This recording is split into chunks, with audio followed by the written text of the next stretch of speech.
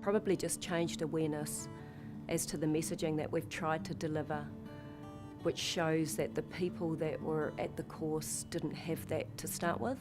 So it's really important that we've delivered something new and positive that they've taken on board. The change in attitude and probably just a relief of how people are able to address some of the issues that happen on the sideline or even back at the club or at the school or wherever they are, and being able to have the courage to approach people that maybe have some colourful behaviour, and being able to have the tools on board with themselves to be able to deal with those people and try and make a positive change. After the workshop, people coming up to me and saying, that was an awesome workshop. I'm so pleased that I attended it. I really didn't want to attend it, but I'm so pleased that I did. A club sort of buying into our participation model.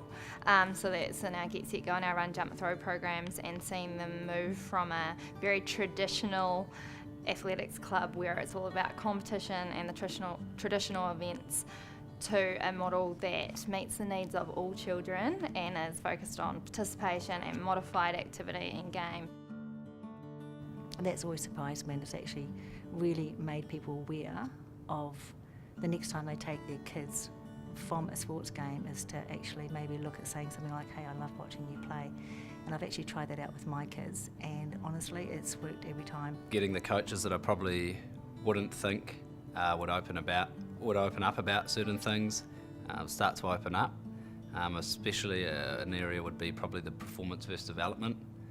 So coaches understanding that although in their mind they actually think they sit in the performance space, opening up and starting to realise, well, we do fit into the development phase. Down the track, I'm still really surprised that people just keep thinking, and these are even colleagues of mine, keep thinking that it's all about sideline behaviour and it's not about the whole picture, the whole quality experience for kids. We know the messaging is there and it's a positive message that we're delivering, but when we really knuckle down to what it is and the content of the delivery, children are interested, they're interested in parents being interested in what they like about sport.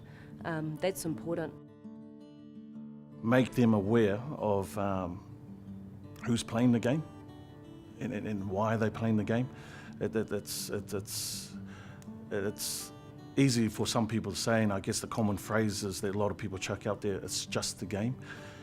But there is a lot more to it, and I think for me it's just making them aware of what I've been through, the good sports, is trying to paint a picture of them. Hey, look, there is, even though it is under 8s rugby, there is a lot more at stake here. For you, if you're going to deliver your first good sports workshop, it's not about checking off a run sheet when you're delivering it.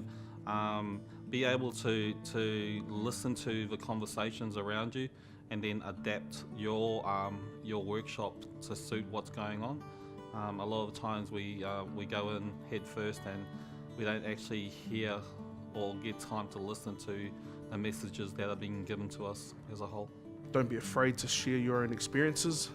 A lot of us coach because our kids play in the sport and have years of experience in being able to open up and sometimes admit that the things that you did may not have been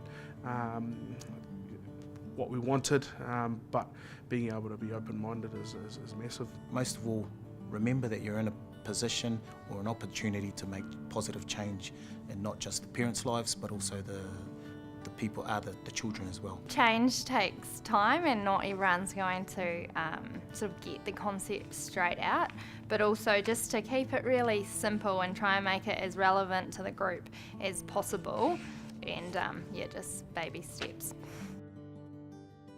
I guess understanding why you do it is probably the biggest impact that Good Sports has had on me, and it's about being the best you can and having fun along the way. It's given me additional tools to actually go out there and speak really confidently to groups, to work the messaging in with the physical literacy approach from Sport NZ, just so that we can start to change those quality experiences for children to ensure that all our kids are receiving those quality experiences. Prior to being exposed to good sports, it was all about trying to develop high performance athletes and getting an understanding on how kids learn and how they react. Sort of opened my eyes to stopping that behaviour, and I think my kids enjoy and love the game more, and they're wanting more coaching, which is weird because I've sort of pulled away from them. So it's worked for me, but also for my kids as well.